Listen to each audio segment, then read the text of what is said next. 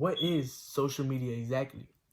Google defines social media as apps and websites that allow users to create and share content as well as participate in social networking.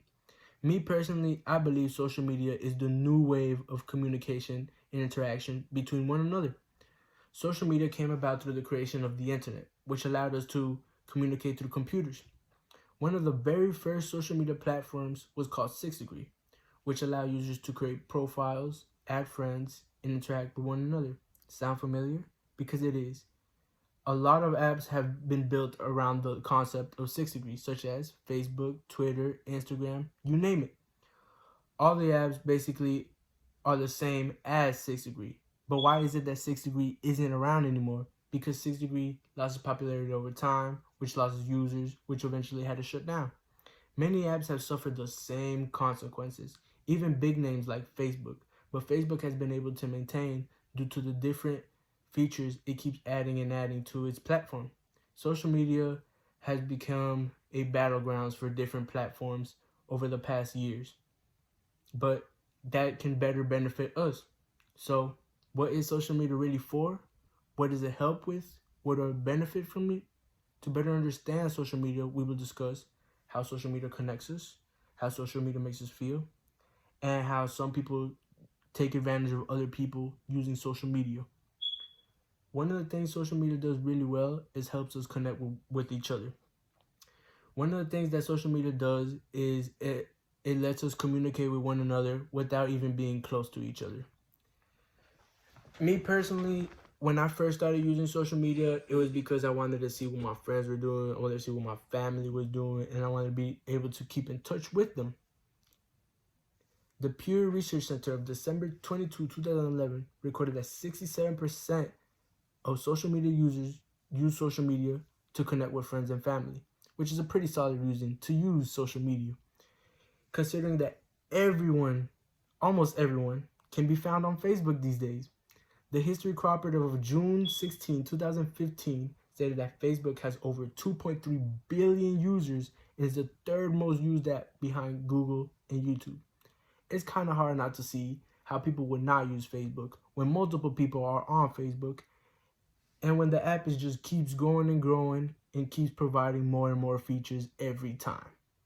One of the things social media does really well as well is it lets us share photos, videos, and information with one another. Me personally, I like using social media because it lets me share how I look with my friends. It lets me share things I see with my friends. And it lets me share videos or anything that I just want to show friends and family in general. And social media is really good for that. But what comes from that is that a lot of people, a lot of times, share false information. And the Pew Research Center of December 10, 2018 displayed data that more people use social media than newspapers, which is crazy because I don't know if y'all heard this before, but not everything on the internet is real. And especially on social media, when sometimes the source behind it is kind of hard to find. One of the things that also comes with social media is it can affect users in different ways. You can feel multiple emotions while on social media. You can feel angry, you can feel mad, you can feel sad, you can feel happy, and it's even been known to cause depression. A lot of that comes from what you see on social media, which is kind of hard to control because you can't control what other people post. And the CBS this morning pointed out that too much screen time can affect sleep, interpersonal interaction, focus, and schoolwork. I've seen it multiple times. Not a single teenager can go a day without their phone because it's kind of hard to not have to deal with it because teenagers feel like they have to know what's going on in people's life, and it's not really their fault. It's kind of a thing that happens in the brain itself.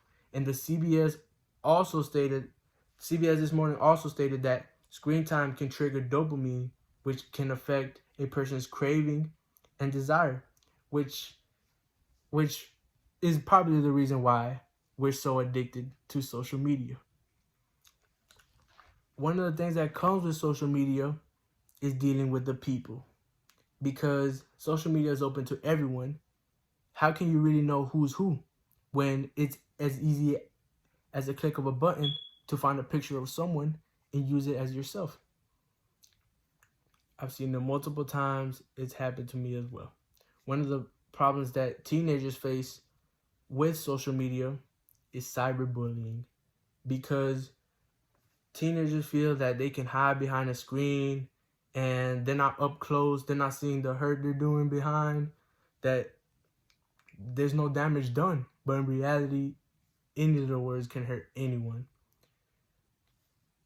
One of the other things that has emerged from social media as well has been scams, false advertisement, which over the past weeks I've seen myself, which one of the schemes that's going on right now is that people are playing this kind of pyramid scheme where everyone has to donate 100 and you got to get more and more people so you can earn 800. But the reality is the outer circle never wins, and the people in the outer circle just end up losing $100, which is kind of sad due to the situation we're in, which is kind of why people fall for this situation easily, which can be one of the things social media can cause.